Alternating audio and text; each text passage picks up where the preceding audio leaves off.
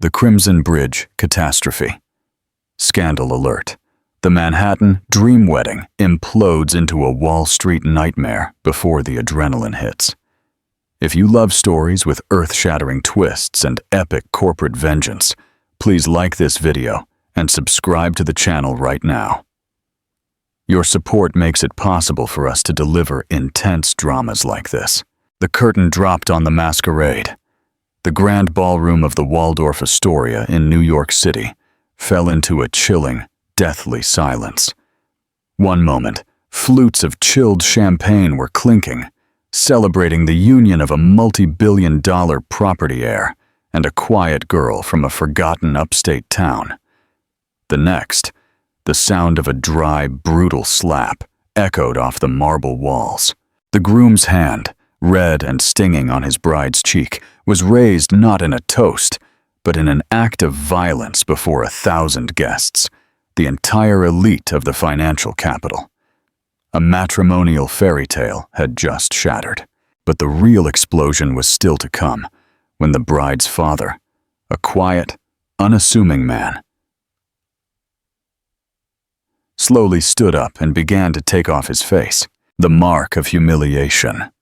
Clara Vance felt the sting before she heard the gasp ripple through the opulent room. The force of the blow snapped her head sideways, causing her pearl and diamond drop earring, a gift from her new mother-in-law, to roll across the polished floor. For a frozen second, the world was a muffled buzz, a kaleidoscope of blurred faces staring in disbelief. Then the burning, throbbing pain spread across her cheek, a crimson mark of utter humiliation. Her husband, Marcus Thorne, stood before her, his handsome face contorted into a mask of pure fury. His eyes, the same ones that had crinkled with laughter just hours earlier while exchanging vows, were now cold, hard stones. "How dare you!" His voice was a low, menacing snarl that cut through the stunned silence. "How dare you embarrass me like this?" The embarrassment was a photograph, a grainy, simple image displayed on the enormous screen behind the wedding stage, which moments before had projected a romantic montage of their courtship. It showed Clara, years younger, standing next to another man on a dimly lit Brooklyn street. They weren't kissing or even holding hands, but the man's arm was casually draped over her shoulder. It was innocent, a relic from a past she'd almost forgotten.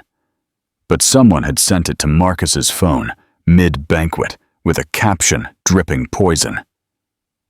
"Still thinking about your old flame, even on your wedding day, Marcus. Come on, that's nothing," Clara whispered, her voice timbang as she cradled her sore cheek. "That was from college, years ago. His name is Leo. We were just friends." "Friends?" Marcus sneered, his laugh high and cruel. The entirety of the Thorne family, a dynasty that controlled half the luxury condo market in Manhattan, watched from the presidential table. His mother, Eleanor, watched with a tight-lipped expression of disapproval, not for her son's violence, but for the interruption of her perfectly orchestrated event. His father, Vincent Thorne, a man whose name struck fear in business rivals, simply adjusted his tie, his face an indecipherable mask of indifference. "You're a liar and a cheat," Marcus spat, raising his voice. "You thought you could marry into the Thorne family with secrets? You thought we wouldn't find out about your sordid past?" Tears streamed down Clara's face, mixing with the stinging pain. She looked out at the sea of faces. Business magnates, socialites, government officials, all whispering, their eyes gleaming with a mixture of pity and morbid curiosity. This was her dream wedding, the culmination of a whirlwind romance that had felt like a Cinderella story. Marcus had been charming. He had swept her off her feet. He had promised her the world. Now he was the one tearing it apart. Her own family was a quiet, small island in this ocean of wealth and power. Her mother gripped her father's arm, her face white with shock. And her father, her sweet, simple father, Mr. Patrick Owens, was a retired high school history teacher, a man who had spent his life in a modest apartment in Queens, a man who always smelled faintly of old books and mild pipe tobacco. He had looked so out of place in his rented tuxedo, his calloused hands nervously clasped in his lap. Now he was slowly, deliberately rising to his feet. Mr. Owens pushed his chair back. The scrape of its legs against the marble floor was unnaturally loud in the silent room. He was not a big man, but as he rose, he seemed to cast a shadow that extended far beyond his physical form. He looked at his daughter, his eyes full of pain that mirrored hers. Then he fixed his gaze on Marcus, and for the first time that day, his expression was not one of nervous deference. It was something else entirely, something cold, ancient, and dangerous. "You will not speak to my daughter that way," Mr. Owens said. His voice wasn't loud, but it carried an authority that silenced the whispers. It was firm, devoid of the tremor of an old man. Marcus turned, a sneer twisting his lips. "And who are you to tell me what to do? A penniless old teacher? You should be on your knees thanking us for taking this used luggage off your hands." He punctuated the insult by shoving Clara. Not hard, but enough to make her stumble backward, her beautiful custom-made gown, worth more than all her father's life savings, snagging on a chair. Can you imagine the rage? How do you think an average father would react to this public outrage? Comment below before the shock continues. The ghost of Barcelona is revealed. It was then the world tilted on its axis. Mr. Owens did not rush. He did not yell. He simply walked with a calm, measured pace toward the stage. He strode past his sobbing daughter, his eyes fixed on the sneering groom. When he reached center stage, standing right in front of the powerful Thorn heir, he did something no one could have predicted. He reached up to the side of his face, his fingers finding a nearly invisible seam just beneath his ear, and with a faint tearing sound, he began to peel away the skin. The wrinkles, the age spots of the humble teacher, Mr. Owens, began to lift off. Beneath was not flesh, but a smooth, synthetic surface. The mask came off, revealing a face that was decades younger, harder, and terrifyingly familiar to a select few in the room. Vincent Thorn, Marcus's father, who had remained impassive throughout the entire ordeal, shot to his feet. His face drained of all color. His wine glass slipped from his fingers and shattered on the floor. "It can't be," he whispered, a sound of pure terror. Damian Cross. The name hung in the air like the prelude to a storm. Damian Cross, a ghost, a legend in the underworld, the phantom architect of the fall of a dozen corporate empires 20 years ago in Chicago. A man rumored to be dead or living on a private island under a dozen aliases. He was Clara's father, and he had just watched a spoiled brat slap his only daughter. Damian Cross, no longer the stooped Mr. Owens, let the hyper-realistic mask drop onto the stage. He stretched his neck, the muscles taut and defined. The eyes that stared at Marcus were not the soft, watery eyes of a teacher. They were the piercing, analytical eyes of a predator. "Let's try this again," Damian Cross said, his voice now a silken, deadly whisper. "Were you saying something about used luggage?" The silence that followed the unmasking was a physical entity, heavy and suffocating. The air in the Waldorf Astoria ballroom, once thick with the scent of lilies and expensive perfume, now crackled with an ozone of pure fear. The name Damian Cross was a master key, unlocking forgotten closets in the minds of the city's most powerful men. They remembered the whispered stories, the sudden bankruptcies, the rivals who had simply vanished.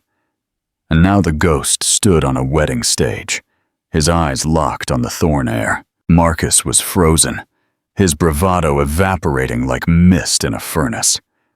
The face before him was one he recognized from his father's most secret files, a black and white photo marked with a red X. This was the man his father had spent 2 decades hunting, the architect of a hostile takeover that had nearly cost them everything in the early 2000s. "You're supposed to be dead," Marcus stammered, taking an involuntary step back. Damian Cross allowed a small, chilling smile to touch his lips. "Reports of my demise were, as you can see, greatly exaggerated. I preferred a quiet life. I was content to be a simple history professor. But you—" He took a step forward, and Marcus flinched. "You put your hands on my daughter. You disturbed my peace." Vincent Thorne, Marcus's father, finally found his voice. It was strained, cracking under a pressure no business deal had ever exerted. "Cross, let's be reasonable. This is a misunderstanding, a family dispute." Damian's gaze shifted to him. It was a look that stripped Vincent of his billion-dollar empire, his custom-tailored suit, his carefully constructed persona of power, leaving him naked and afraid. "Reasonable?" Damian repeated. "Was it reasonable, Vincent, when you hired thugs to torch my first office building with my wife still inside? Was it reasonable when you used that insurance money to lay the first brick of this pathetic empire?" A collective gasp went through the room. This wasn't just a business rivalry. This was a vendetta, a blood feud. Clara stared at her father, her mind reeling. The quiet, gentle man who read her bedtime stories, the man who grieved for her mother, a woman she'd been told died from a sudden illness, was this formidable stranger. Her whole life, her entire identity, felt like a carefully constructed lie. "That's a lie," Vincent sputtered, but his sweaty forehead and shifty eyes betrayed him. "You have no proof." "Proof," Damian laughed, a dry, humorless sound. He reached into the inner pocket of his rented tuxedo and pulled out not a weapon, but a small, sleek USB flash drive. He held it up for all to see. "I spent 20 years being a ghost, Vincent. Ghosts have time. They watch, they listen, and they collect. On this drive is every illegal transaction, every bribed official, every shell company you've ever used. It contains the original police report of the arson you paid to have buried, along with a sworn statement from the man you paid to light the match." He was surprisingly chatty before he passed away in a boating accident last year. He turned his attention back to Marcus, whose face was now the color of ash. "As for you, you spoiled little prince, the photo you received. Who do you think sent it?" The twist was so bold, it took a moment to register. "I did," Damian stated calmly. "I sent the photo. I knew your temper. I knew your arrogance. I knew you were a weak, insecure boy who would react with violence rather than confidence. I needed to see if you were worthy of my daughter's love. You failed the test spectacularly." He had orchestrated the entire public humiliation, not of his daughter, but of the Thorne family. He had set a trap, and they had fallen squarely into it, exposing their true, rotten nature for the world to see. Eleanor Thorne, who had been a statue of horrified silence, finally broke. "Monster! You planned this! You used your own daughter!" "I used my daughter's capacity for forgiveness," Damian corrected, his voice dropping to a low, dangerous tone. "She saw goodness in your son where there was none. I, on the other hand, see things as they are. And what I see is a family of criminals who built their fortune on the ashes of my wife." He tossed the USB drive to a man in the front row, Director Maxwell Salas of the FBI's Complex Financial Crimes Division. "I believe you've been looking for this, Director. A little wedding gift from me." The official, a man known for his bulldog tenacity, caught the drive, his eyes wide. He looked from the drive to Vincent Thorne, and a slow, grim smile spread across his face. The foundation of the Thorne Empire had just cracked. Damian then turned back to Clara. The hardness in his face instantly softened, replaced by the familiar love and pain of the father she knew. "My dearest Clara," his voice was choked with emotion. "I am so sorry for the life of lies I made you live. I did it to protect you, to keep you safe from them." He gently touched her bruised cheek, his fingers tracing the red mark left by Marcus's hand. "But now I see the only way to protect you is to dismantle the world that hurts you." He turned and faced the Thorne family one last time. "This isn't over," he promised, his voice a quiet vow of destruction. "This is only the beginning. By the time I'm done, the Thorne name will be nothing but a whispered fable in the dark." Without another word, he took Clara's hand, and together they walked off the stage, leaving behind a shattered wedding, a terrified groom, and the smoldering ruins of a corporate dynasty. The guests, frozen in their seats, could only watch as the legend of Damian Cross was reborn in fire and vengeance. Mid-story action break. The shock in that room must have been electric. If the tension has you hooked, make sure to like and comment with a "If you believe revenge is a dish best served cold." The command center and the final turn. The drive from the Waldorf Astoria was a blur for Clara. The bright city lights blurred in the windows of a discreet black sedan that had appeared out of nowhere the moment they exited the hotel. Her father, Damian Cross, sat beside her. No longer the frail Mr. Owens, but a man who radiated a quiet, coiled energy. The rented tuxedo had been replaced with a simple dark gray Henley shirt and black pants that seemed more suited to his true persona. Clara's mind was a vortex of emotions. The pain in her cheek was a dull throb, a physical anchor to the surreal nightmare. Betrayal mixed with a strange, soaring sense of awe. The man who bandaged her scraped knees and helped her with history homework was capable of taking down industrial titans. "Where are we going?" she finally asked, her voice barely a whisper. The wedding dress felt like a costume from another life, heavy and ridiculous. "Somewhere safe," he replied, his eyes on the road. "A place I prepared a long time ago." The safe house was an unmarked warehouse in the city's industrial sector, but behind a corrugated steel door that hissed open with a silent hydraulic sigh was a different world. It was a minimalist, high-tech command center. A bank of monitors lined one wall, displaying a dizzying array of financial data, news feeds, and security camera footage from across the city. A long conference table dominated the center of the room, and in the corner was a small, functional living space. A woman with sharp, intelligent eyes and silver hair, pulled back into a severe bun, rose from a chair. It was Maria, the woman Clara had known all her life as Aunt Maria, the kind neighbor who always brought over pastries and looked after her father. "The package has been delivered, Damian," Maria said, her voice clear and professional. "Salas has already convened an emergency task force. Thorne Group assets are being frozen as we speak."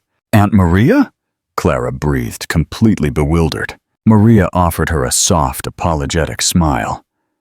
"My real name is General Maria Estrada, former military intelligence. I retired the same time your father died."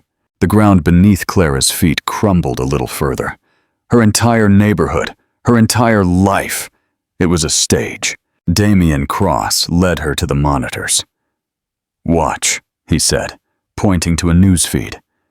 The headline was explosive. "Thorne Group CEO and heir arrested in wide-ranging corruption probe. Assets frozen." A live video showed a frantic Vincent Thorne being escorted out of his mansion by FBI agents. Marcus was beside him, his face a mask of gaping disbelief, his wedding tuxedo now wrinkled and stained. Eleanor was screaming at the cameras, a stark contrast to her earlier glacial composure. "You did this," Clara whispered. "In 1 hour you destroyed them." "They destroyed themselves 20 years ago when they chose greed over humanity," Damian corrected gently. "I am simply collecting the debt. He pointed to another screen showing a complex web of financial transactions. This is what I've been doing for 2 decades, my love. Not just teaching history, but mapping every dirty secret of the man who killed your mother. I built a financial weapon, a virus designed to dismantle their empire from the inside out, piece by piece. The USB drive was just the key to activate it. He explained the plan, his voice calm and methodical. The virus wasn't just data. It was a series of automated, timed stock dumps triggered by specific keywords in the news. The moment the media reported the investigation, the shell companies he controlled across the globe began to sell off Thorn Group stock, triggering a panic sell. Simultaneously, anonymous tips were sent to international regulators about the group's offshore accounts, freezing their international capital. It was a multifaceted assault, a corporate blitzkrieg he had spent half a lifetime engineering. "But why, Dad?" Clara asked, tears finally coming again, this time not from humiliation, but from deep confusion and hurt. "Why the lies? Why couldn't you have just been my father?" His face softened, the hardened strategist replaced by the loving parent. He pulled her into a hug, his embrace strong and secure. "Because they would have found us." His voice choked with 2 decades of pain. Vincent was obsessed. He knew I survived the fire. He had people searching for me, searching for any surviving family. If he had ever discovered I had a daughter, Clara, there is no line he wouldn't have crossed to get to me through you. So I died. Mr. Owens was born, a boring, harmless man no one would look at twice. It was the only way to give you a normal life, a safe life. A ping from one of the computers drew Maria's attention. "Damian, you need to see this." On one of the security feeds labeled Thorn Secondary Residence, they saw a flurry of activity. A black van had pulled up to a luxurious villa in the Hamptons.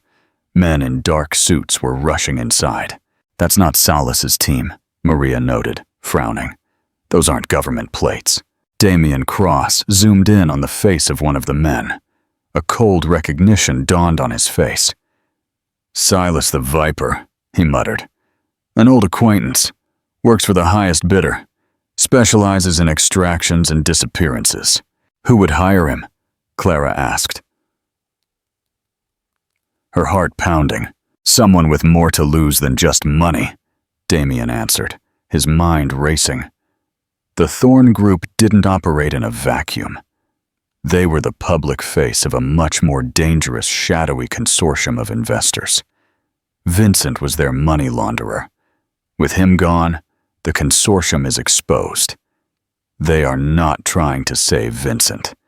They are trying to clean up loose ends. Another screen lit up with an incoming video call. The caller ID was blocked. Maria patched it to the main display. The face that appeared was haggard, his eyes full of desperate, wild cunning. He was in the back of a moving vehicle, city lights blurred behind him. It was Marcus. "You," he growled, his voice a venomous hiss. "You think you've won? You've just signed your own death warrant, and hers." "Let me guess," Damian said, his voice deceptively calm. "Your father's silent partners aren't happy. They want the original data. They want the real ledgers from which your virus was built," Marcus spat. "They know a copy on a USB isn't your style. You have the source code. They'll trade it for my father. But if you refuse, they know about him." He gestured vaguely, and the camera shifted to show a bound and gagged figure in the seat next to him. It was Leo, the man from the photograph. Clara gasped, clapping a hand over her mouth. "He was easy to find," Marcus sneered. "Just a little digging into your daughter's innocent past. We have his family too. You have 1 hour to deliver the source data at the Crimson Bridge, the old rail bridge over the Harlem River. If you're late, or if we see one cop, he dies first. Then his family. Then we'll spend every resource we have hunting your little girl. You can't hide forever. My father's partners have a very long reach." The screen went black. Clara turned to her father, her eyes wide with terror. "Dad, what are we going to do?" Damian stared at the screen where Marcus's sneering face had been.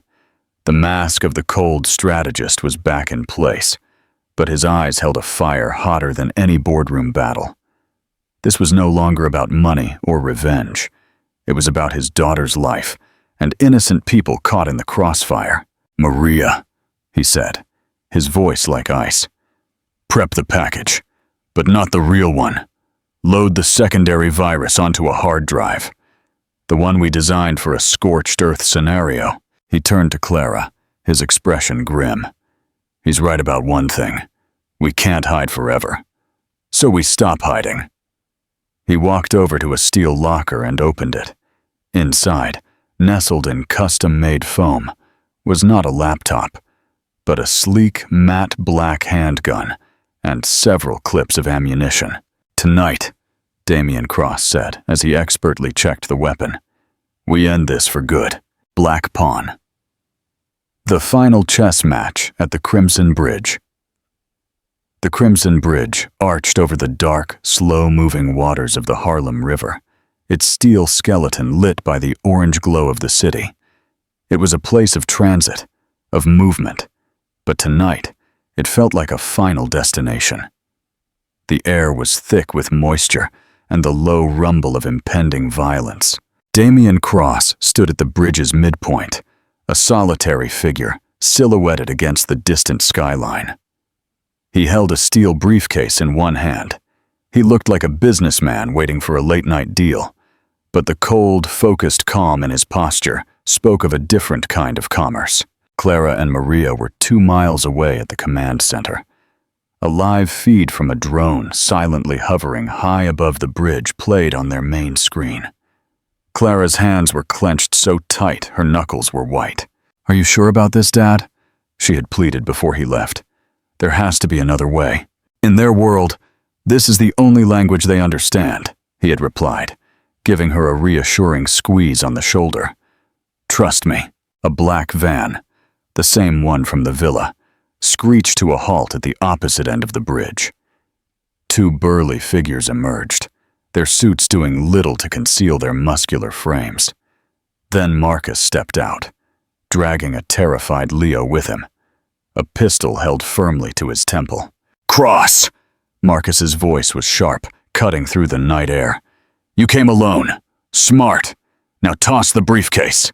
Show me he's unharmed first." "You're not in a position to make demands," Marcus yelled, his laughter high-pitched and unhinged. He shoved the gun harder against Leo's head, making the young man whimper in fear. "The briefcase, now!" With a deliberate motion, Damian set the briefcase on the ground and slid it across the asphalt. It coasted smoothly, stopping a few feet from the van. One of Marcus's thugs approached cautiously, keeping his eyes on Damian, while the other kept his weapon trained on the silent darkness surrounding the bridge. "Open it," Marcus ordered. The thug knelt, undid the latches, and lifted the lid.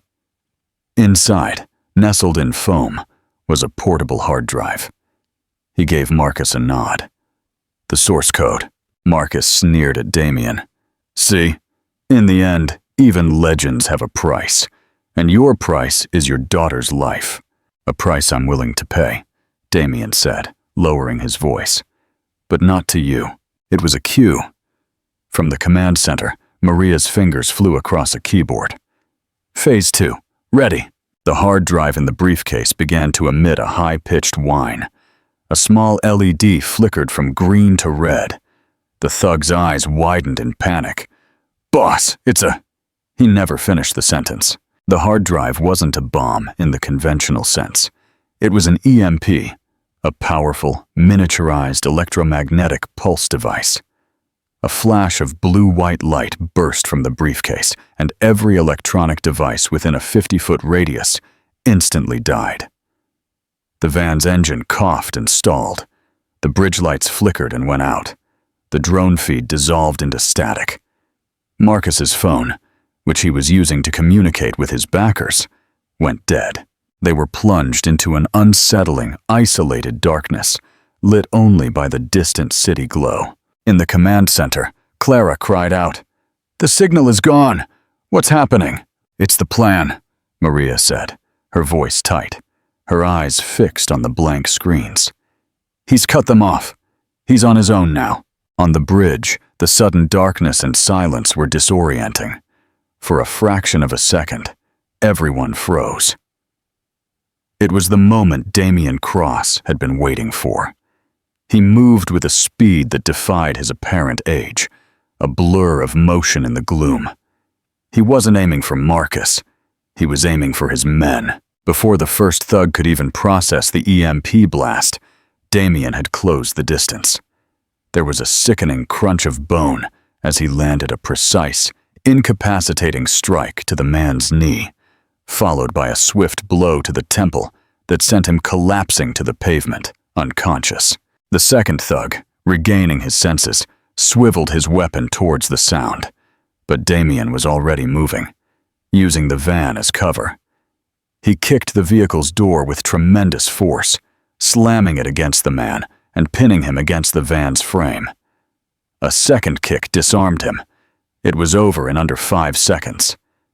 2 professional enforcers neutralized with brutal efficiency. Marcus, in a panic, fired his pistol wildly into the darkness. Bullets whizzed, ricocheting off the bridge's steel beams with loud pings. Leo, in a moment of pure survival instinct, dropped to the ground, crawling away from the madly firing Marcus. "You can't hide, old man!" Marcus shrieked, his voice cracking with fear and rage. A calm voice emerged from the darkness directly behind him. "I'm not hiding." Marcus spun around, eyes wide with terror. Damian Cross was there, untouched. The matte black handgun from the locker now in his hand, held with the relaxed confidence of a seasoned professional. He hadn't fired a single shot. "It's over, Marcus," Damian said, his voice devoid of emotion.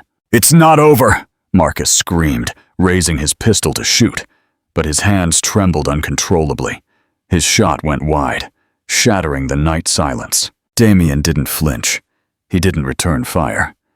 Instead, he made a small, almost imperceptible gesture with his free hand. From the shadows beneath the bridge, a spotlight snapped on, pinning Marcus in its brilliant white shaft of light. Simultaneously, the low rumble of a powerful engine filled the air as a police speedboat sped into view on the river, its blue and red lights flashing. Standing on its bow was Director Salas of the FBI, a megaphone in hand. "Marcus Thorne!" Salas's voice boomed over the water. "You are surrounded. Drop your weapon now." Marcus looked wildly from the boat to Damian, his face a mess of confusion and desperation. You called the cops! I told you not to!" "I didn't call them," Damian said simply. "I own the company that manufactures their new encrypted communication systems. They've been listening to every word you've said since you made your call. They were just waiting for you to make your move." It was the final checkmate. Every move Marcus had made, every threat, every demand, had been anticipated and countered. He was not a player in this game. He was a pawn moved to a corner by a grandmaster. With a final desperate cry of rage, Marcus spun his weapon not towards Damian, but himself. Before anyone could react, he jammed the pistol to his head. "Stop!" Clara's voice suddenly screamed. Everyone froze. She was running onto the bridge, her wedding dress gathered in her hands, her face streaked with tears. Maria was right behind her, trying to pull her back. "Don't do it, Marcus," she pleaded. "It's not worth it." Marcus looked at her, his eyes vacant, the gun still pressed to his temple. He saw the woman he was supposed to love, the woman he had brutalized, now begging for his life. For a moment, a flicker of something. Shame, regret, a tiny piece of the man he could have been, crossed his face. "He's stalling!" Maria hissed to Damian. "It's a classic tactic. He's waiting for his real backup." Damian's eyes narrowed. Maria was right. The consortium wouldn't rely on a loose cannon like Marcus. This was a distraction. His gaze swept the dark, opposite end of the bridge. He saw it then, a faint, glittering reflection, the unmistakable signature of a sniper scope. They weren't here for Marcus. They were here for him. And his daughter was directly in the line of fire. "Clara, get down!" he roared, lunging toward her. The crack of the sniper rifle echoed across the bridge, a sound far sharper and deadlier than Marcus's pistol. The world slowed to a stop as Damian Cross dove, shoving Clara onto the hard bridge asphalt. He felt a white-hot agony tear through his shoulder. The force of the impact spun him, and he landed heavily on his side, his vision momentarily swimming in a red haze. The sniper's shot had found its mark. "Dad!"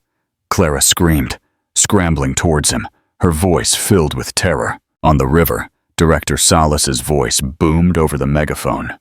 "Sniper! North end of the bridge! All units advance!" The police speedboat surged forward, its spotlight sweeping the darkness. Marcus, shocked by the sudden turn of events, hesitated for a fatal second. The sniper wasn't his backup, it was his executioner. They were cleaning up all loose ends. Realizing he was just another liability to be erased, he dropped his own weapon and raised his hands in surrender as police officers swarmed the bridge.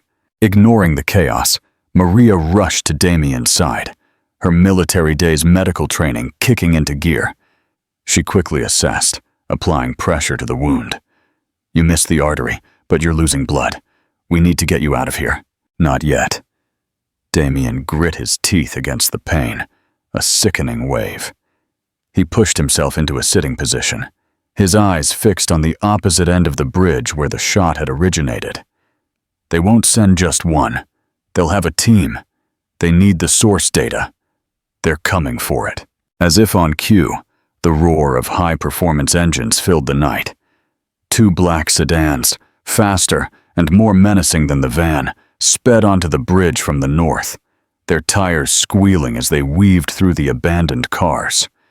Men in tactical gear, armed with assault rifles, leaned out of the windows, firing to force the police to take cover. These were no ordinary thugs, they were highly trained mercenaries. "They're going for the command center," Maria realized with a gasp of horror. "The drone signal is down, but they know it originated nearby." "Clara," Damian said, his voice strained but clear, gripping his daughter's arm. "Listen to me. They don't know what you look like. They only know me. You need to blend in with the civilians being evacuated by the police. Get off this bridge. Go." "No, I won't leave you," she cried, her tears falling onto his blood-soaked shirt. "You must," he insisted, his gaze intense. "This is bigger than the Thorne family. It's about the people behind them. If they get their hands on that data, they will destabilize the entire country's economy for their own benefit. The command center has a self-destruct sequence. Maria knows the code, but you have to be safe. I won't lose you too." His words, a final plea from a father to his daughter, finally broke through her panic. With a sob, she nodded. Maria helped her up. "Go now. We'll create a distraction."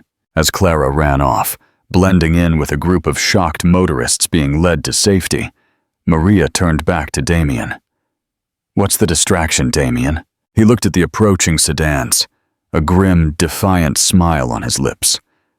"The ghost makes one final appearance." He struggled to stand, using a concrete barrier for support, his left arm dangling uselessly at his side. With his right hand, he raised his handgun. He was outmanned and outgunned, a wounded man against an assassination squad.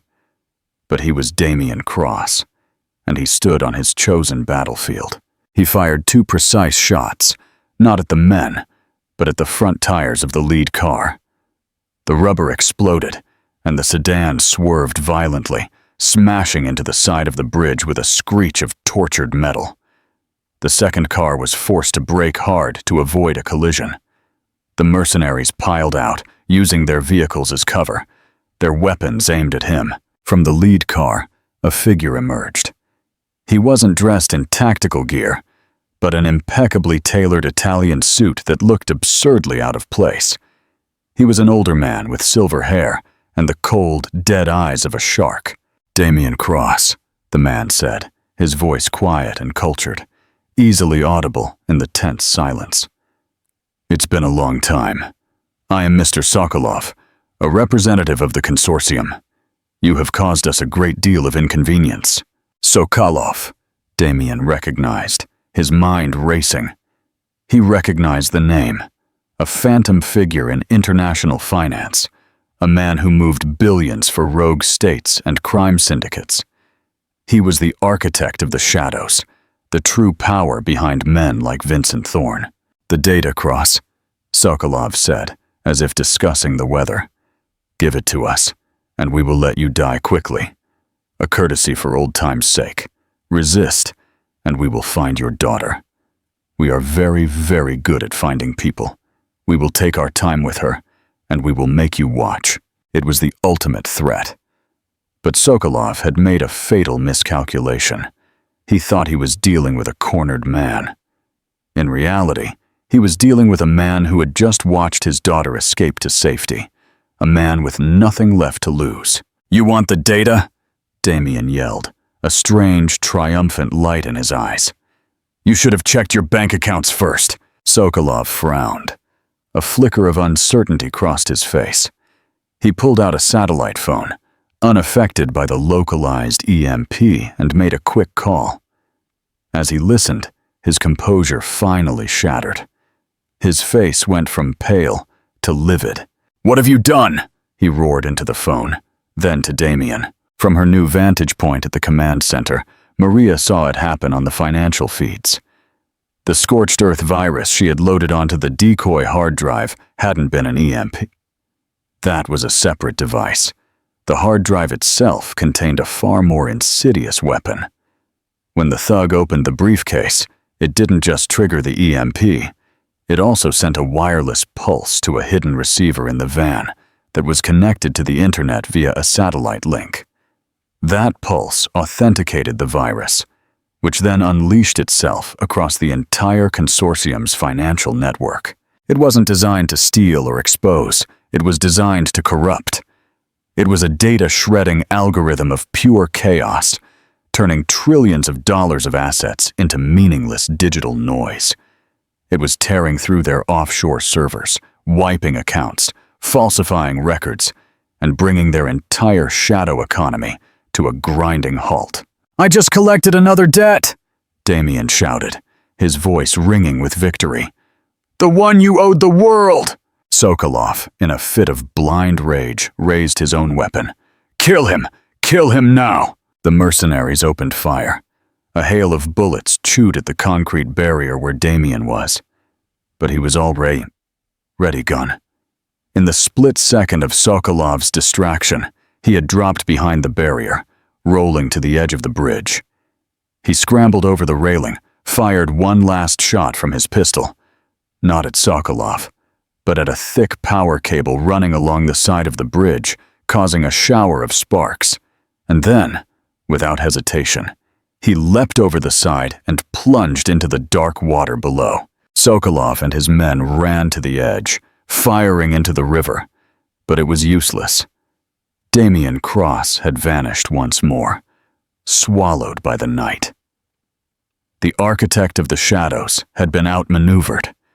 His empire of smoke and mirrors was collapsing around him, all because of a ghost he thought he could control. A new dawn, the Mediterranean respite. The dive into the Harlem River was a brutal, icy shock that stole Damian's breath. For a moment, the world was a roaring black chaos.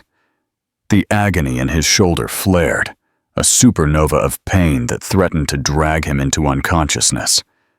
Bullets smacked the water around him, their deadly tracks marked by brief, phosphorescent zippers in the gloom. He fought the instinct to panic. His decades of discipline took over. He forced himself to float, letting the strong current become his ally, dragging him swiftly away from the bridge and the circle of death blooming on the surface. Above, Sokolov stared at the dark, turbulent waters, his face a mask of incandescent fury. The plan was in tatters. His 2-decade-long hunt culminated in this final, infuriating act of defiance. The ghost had not only escaped, but he had taken their entire financial world with him. "Find him!" he snarled at his men. "I want his body! I want his head!" But he knew it was useless. The river was deep, the current treacherous. Cross had planned this. Every step was a calculation, and this was his final, brilliant checkmate move. The architect of the shadows was left powerless, his empire of secrets and blood money dissolving into digital dust. Downriver, Damian fought for every inch. His vision tunneled. The city lights above blurred into a meaningless smear. His wounded body screamed surrender for the sweet final piece of the abyss. But one image burned in his mind.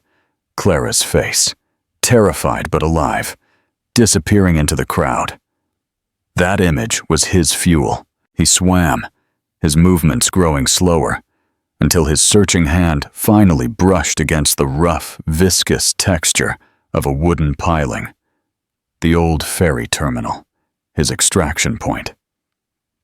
With the last drops of his legendary will, he hauled his broken body out of the water, collapsing exhausted onto the rotting pier. His breathing, a harsh, desperate gasp. A moment later, a silent black Zodiac boat, its engine barely a whisper, pulled up to the pier. Maria was at the helm, her face grim but steady. "I was beginning to worry," she said, her voice tinged with a respect that transcended their long association. With expert proficiency, she helped him aboard, her hands already working to apply a pressure bandage to his wound. "You are a stubborn, foolish old man, Damian." "It's genetic," he gasped. A faint smile touched his lips before he finally allowed the exhaustion to claim him. 2 days later, the world felt a long way off. In a quiet, sun-drenched villa overlooking the turquoise Mediterranean Sea and the port of Serenity, another of Damian's meticulously planned contingencies on the Spanish coast, Clara finished changing the bandage on her father's shoulder. The bullet had been removed by a discreet doctor, a man whose loyalty Damian had secured years ago. It was healing, the physical wound closing far faster than the invisible ones they both carried. He sat on the terrace, gazing out at the endless expanse of water, and for the first time since she had known him, he looked truly at peace. The watchful, tormented quality in his eyes was gone. "How do you feel?" she asked softly, sitting beside him, like a man who has finally finished his life's work. His voice was quiet. He reached out for her hand, his grip warm and steady. "Now I can begin the life I always wanted, just being your father. No more secrets, Clara. No more lies." She squeezed his hand, a genuine, joyful smile illuminating her face. "I would like that very much." She followed his gaze to the horizon, her mind so much like his, already moving, strategizing. "You know," she began thoughtfully, "the news is calling it Digital Zero event. You didn't just ruin the Thorns. You destroyed a multi-trillion-dollar shadow economy. You crippled crime syndicates, destabilized corrupt regimes. You gave the world a chance." He nodded slightly. "They had it coming.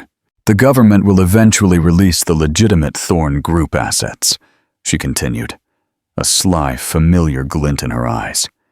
"And with your own extensive resources, one person could build something powerful from the ashes, a foundation dedicated to helping the victims of men like Sokolov and Vincent Thorn, a foundation that could fight their kind of corruption on a global scale. But this time, in the full light of day." Damian Cross turned to look at his daughter, to truly look at her. He saw not the naive girl who had walked into a disastrous fairy tale, but a formidable, intelligent woman forged in the crucible of his war.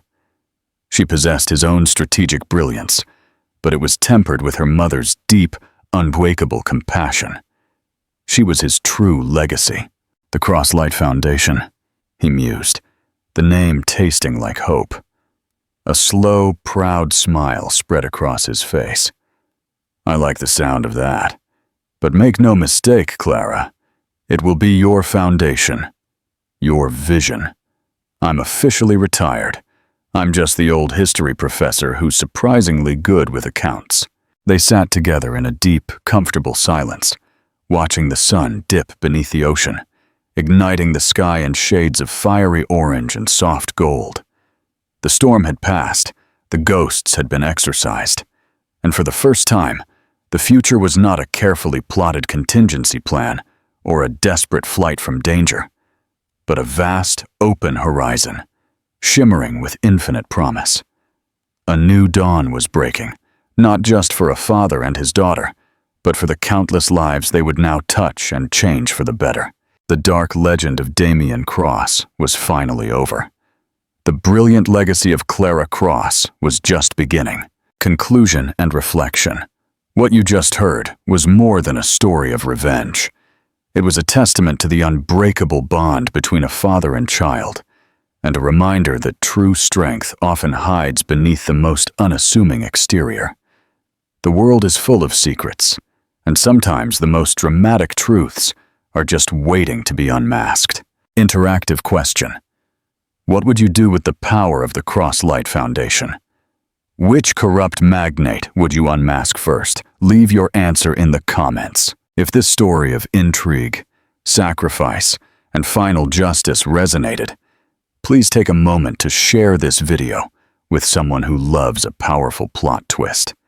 And most importantly, subscribe to the channel and hit the notification bell. Your support allows us to bring more incredible dramas like this to life. Thank you for listening.